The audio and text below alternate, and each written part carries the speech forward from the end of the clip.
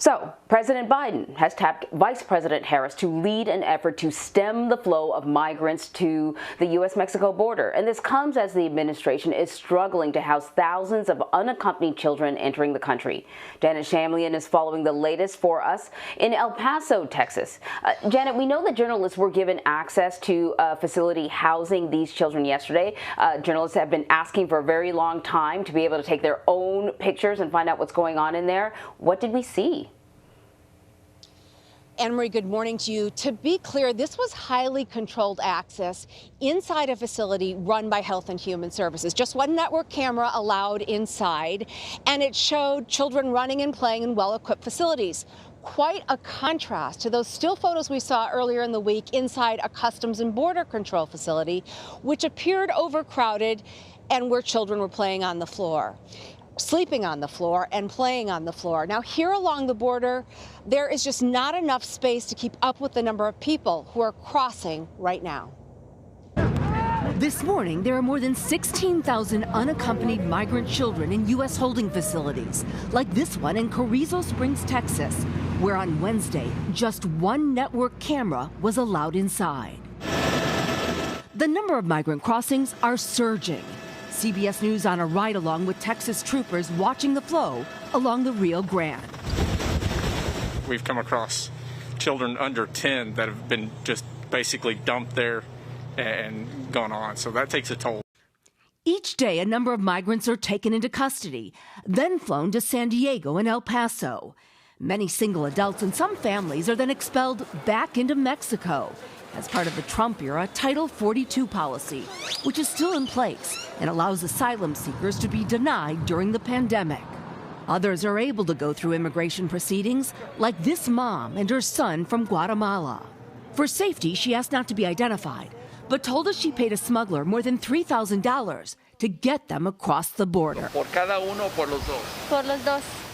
A heart-wrenching decision. She left her two younger children behind as she heads to meet relatives in Alabama. ¿Cómo estamos? Ruben Garcia runs Annunciation House with shelters in both El Paso and Juarez. He fears what's happening at the border now is only the start. When you see this situation unfolding, what keeps you up at night?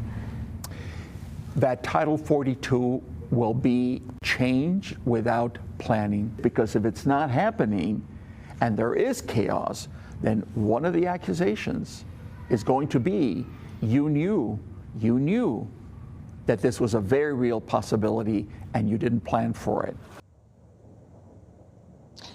And Ruben Garcia says that there is a bottleneck of tens of thousands of Central American migrants just across the border.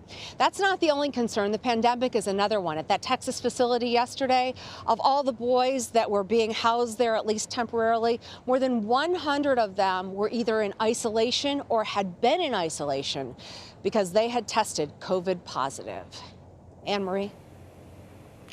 Yeah, none of that a good environment for children, particularly traumatized children.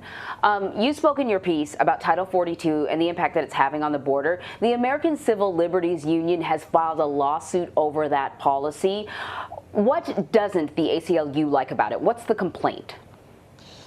Well, basically, the ACLU was hoping that the Biden administration would end the policy, which it has not. And they don't think that a policy can be based on a recommendation from the CDC. But as we know, the Biden administration has not ended Title 42 and has, in fact, used it as an excuse, as the Trump administration did, to send people back over into Mexico.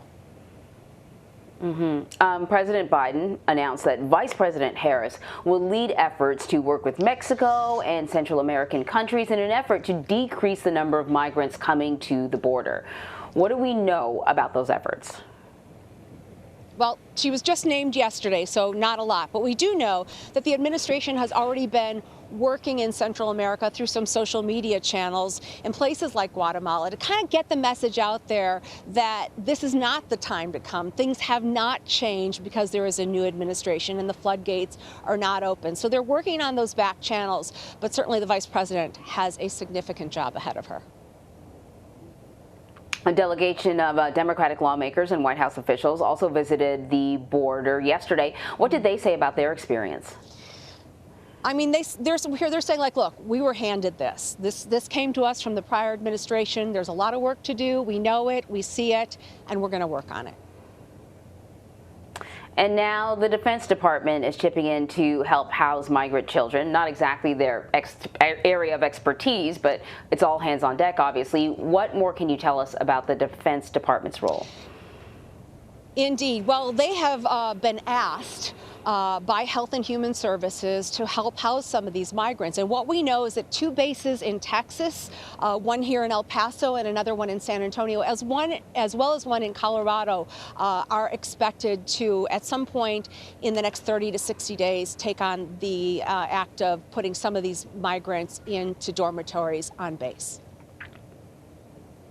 Janet, thank you very much.